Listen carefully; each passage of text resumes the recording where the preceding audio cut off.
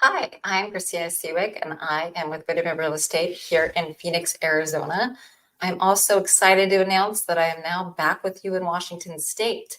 And my promise to you now going forward is that you will get me in both states. So I needed to get time to get my footing here in Arizona. I know that I have that now. So if you need me and you'd like to work with me as your real estate agent, I will be there personally for you on the ground in Washington as well. And I'm not moving from Arizona, so I will be here for you as well in Arizona. All right, let's jump into this. It has been a bit interesting out there. Rates have definitely gone higher than I thought that they would be at this time in August. And I think a lot of experts thought as we headed towards fall, interest rates would be coming down. They aren't showing any signs of doing that. So I think it's more important now than ever when you're looking at buying a home to get pre-approved before you start the process so you can see what's that comfortable rate that you can afford. We'll also talk about this a little bit more, but we're going to talk today about mortgage rates, where they are today, questions to ask when buying a home, guide to seller paid mortgage buy downs and closing costs, seller concessions, what that means, buy down program that we have with North Point Bank, new construction incentives, what those are, the value of using an agent with new construction homes, and don't expect a wave of foreclosures at least anytime soon that we can foresee. And I want to take a moment to really make it clear. On this channel, we've discussed buying a home that you feel comfortable with and getting into a different rate later. Never have we meant to buy a house and hopefully get a lower rate later when interest rates come down. What we have meant is that there's 3-2-1 buy down programs that we're going to touch on today that eases you into home ownership. And so that's just really so important to understand the differentiation of that with. And so you can understand with what we're saying, and I'll be more clear as we go forward. And I am sorry if I've ever given a different impression of that. So let's jump into it now with mortgage rates and where they are. All right, so mortgage rates climb as U.S. yield hits highest levels since 2008. Okay, the economy continues to do better than expected, and the 10-year Treasury yield has moved up, causing mortgage rates to climb. Sam Cater, Freddie Mac's chief economist, said in a statement, "The last time the 30-year fixed rate mortgage exceeded 7% was last November," and I remember that very clearly, and I'm sure my lovely sellers that were on the market during that time remember that very well as well. Okay. So as a country, we are issuing a lot of debt to finance our deficit. In the short term, the bond buyers aren't at the prices. The bond buyers aren't at the prices. So yields went up after a bad auction last week. Logan Matsushima said, Housing Wire's lead analyst. Also, the economy is much stronger than anyone thought, so rates are staying up longer too. Bond buyers are mindful of this. Matsushima said that the U.S. economy will be in an environment where it doesn't have a lot of bond buyers versus supply coming in, thus making it harder for mortgage rates to go lower. Okay. Now, buyers, given that information, do you think that you should buy now? So what are some things basically that you should think about when you're buying a home? You should think about how long you want to be there. We're also going to talk about over the course of the last 4 decades, how home price appreciation has risen from the start of the decade to the end of the decade. But you should think about where prices are headed. Now, I think instead of having a market crash in 2022, we had a market correction. And I believe that we've hit the bottom of that. Of course, I don't have a crystal ball. I don't know anybody that does. I would love one. But anyway, so according to the latest release, experts surveyed, they predict, this was written back in June, I think. So they projected slight depreciation this year. I think they were correct, but here's the context that you need to know the most. The worst of the home price declines are already behind us, and prices are actually appreciating in many markets. So here's this graph that shows that. And I can link this below to the YouTube, to my YouTube channels in my comment section. So you'll be able to get links to these, or you can just reach out to me and I'll give them to you as well. Okay. And the next important piece is, where do you think mortgage rates are headed? All right. And here's kind of where where Fannie Mae, Mortgage Bankers Association, National Association of Realtors. This is where the average of all three thought that we would be. And this was back in June. And I think some still say by the end of Q4, we could be down into these percentages. I don't think so. I think we may be heading up, and some buyers are already getting quoted to 8. So just something to watch. So 3 key points. If you buy now and mortgage rates don't change, you made a good move because home prices are projected to go with time. So at least you beat the rising rates. If you buy now and mortgage rates fall as projected, you probably still made a good decision because you got the house before home prices appreciated more. And you can always refinance out of your home later if rates go lower. Again, we stress the if here, if rates go lower. Okay, if you buy now and mortgage rates rise, if this happens, you made a great decision because you bought before both the price of the home and the mortgage rates went up. We've talked about this. Mortgage rates start to come down. A lot of the buyers that have been on the fence are going to jump into the market. And that's just the case of supply and demand at that point.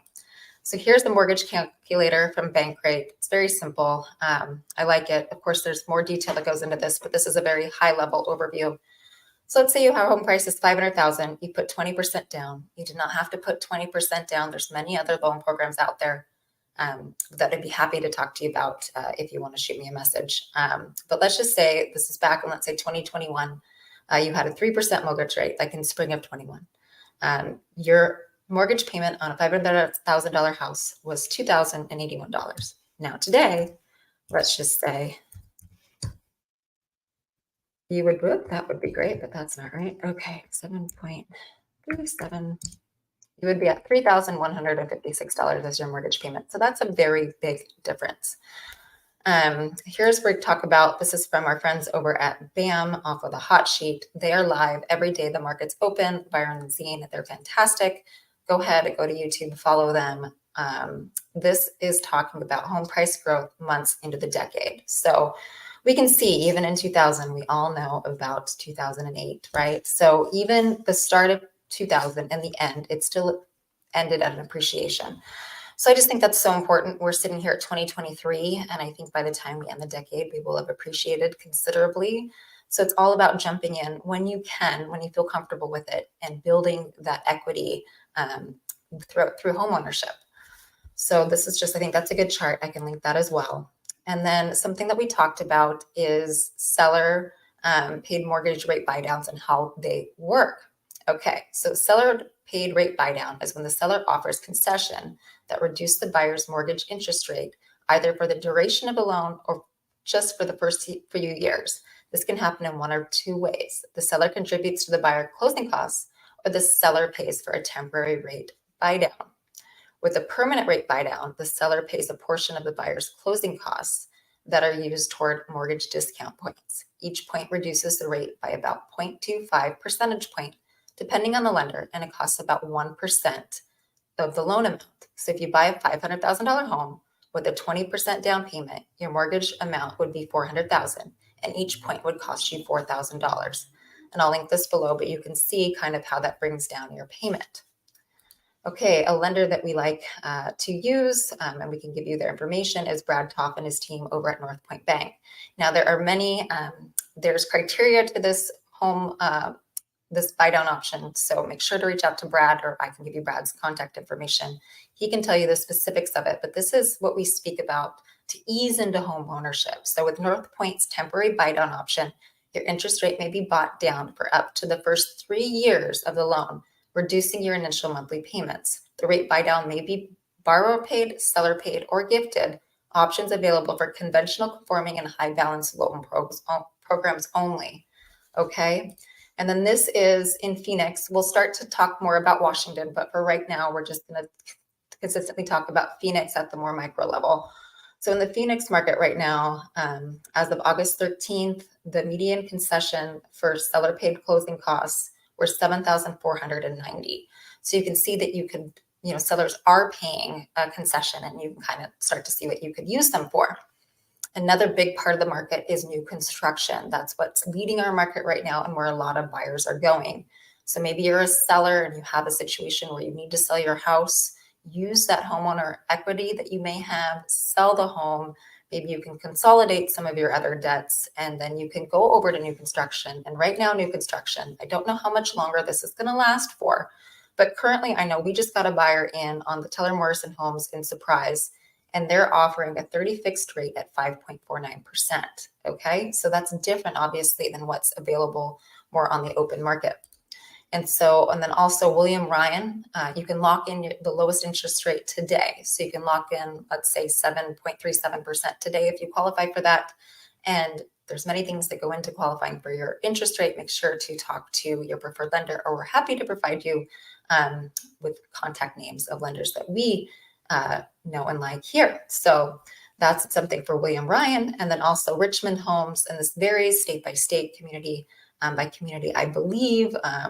Says funds are available on a limited first time, first served basis. So as of right now, 4.750%, 5.47% APR financing available, and that's Richmond American Homes. So that's why the new construction homes are really moving right now. Again, I don't know how much I've heard that they've started to ease up a little bit on those offerings. So, make sure to talk to your agent that you know, like, and trust today. And of course, we are here for you too. I'm here for you.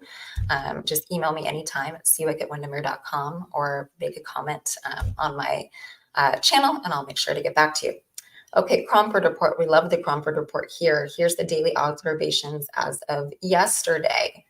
So after 2.5 months of a deteriorating trend, this table is starting to move in the opposite direction again. We have 3 cities that moved in the direction favorable up to sellers, up from 2 last week. Gilbert is the latest recruit to go to the green camp. The average CMI change in these 17 cities over last month was negative 3.3%, less negative than last week when we measured negative 5%. Buckeye is the trending and has taken over Goodyear as predicted. Queen Creek is bouncing back, having been one of the earliest to decline several months ago. Most negative is Fountain Hills, a former superstar and number 1, however, it remains strong in a seller's market with a CMI over 200. So when we're looking at these, right, so we are in seller's market, okay? As we start to approach down here, we're in more of a balanced market. All right, so however, it remains a strong seller's market. This is Fountain Hills with a CMI over 200. 15 out of 17 are seller's markets with Maricopa and Creek Creek in a balance zone. We just said that, okay? And then the Mortgage Bankers Association has just reported that the mortgage delinquency rate has fallen to its lowest level since they started tracking this metric in 1980. The seasonally adjusted delinquency rate for 1 to 4 residential properties stood at 3.37% in the second quarter of 2023, down from 3.64% 1 year earlier, and it is also down from 3.56% in Q1 of 2023. The delinquency fell from Q1 of 2023 across all mortgage types, conventional, VA, and FHA. However, FHA loan delinquencies were up 10 basis points from the second quarter of 2022.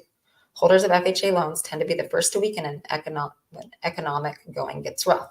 Delinquencies are moving up in other loan types. However, they're particularly credit card debt and other car loans because affordability, right? So depending on where you're at right now, employers have called people back to work. They're no longer able to work remotely. So we'll definitely keep an eye on that going forward.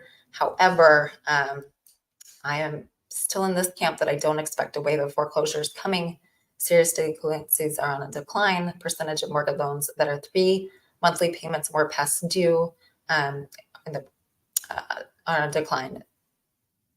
3 monthly payments or more past due are in the process of foreclosure. So Fannie Mae is blue, Freddie Mac is green.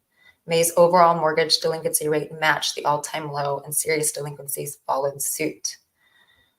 Basically, fewer people are seriously behind on mortgage payments right now. If foreclosures were going to rise significantly, more people would need to be late on their payments since most are paying on time.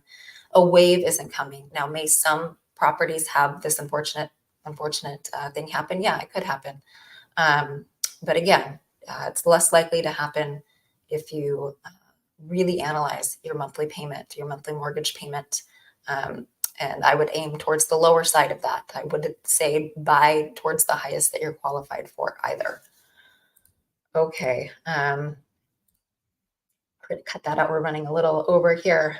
So the Cromford Index, we still are in a seller's market. our demand is at 7.74% and our supply is at 4.83%. So just those sheer numbers equate to that we are still having a supply problem. We're about 1.6%, I think, of months of inventory on the market here in the greater Phoenix, Maricopa County area.